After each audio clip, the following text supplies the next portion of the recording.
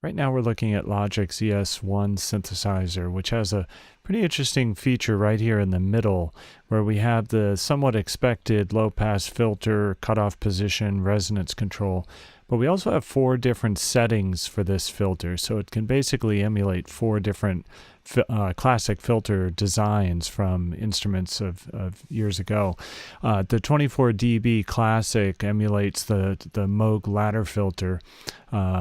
The 24 dB Fat is the one that came from Oberheim. The difference between, they both say 24 dB, but as you'll see, they sound quite different. The Oberheim design was intended to preserve some of the low frequencies that are lost even when passing through the low-pass filter. It'll make more sense when I demonstrate that in a moment.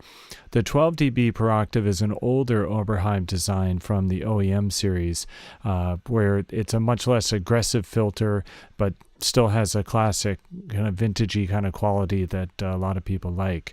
The 18 dB comes from the Roland TB303, which was from the early 1980s, and a very classic sound of synth bass that was used on a lot of tracks. So let me turn on this bass line that I've got running in the background here, so you can hear what these sound like. So I'm turning on the instrument, bringing up some level.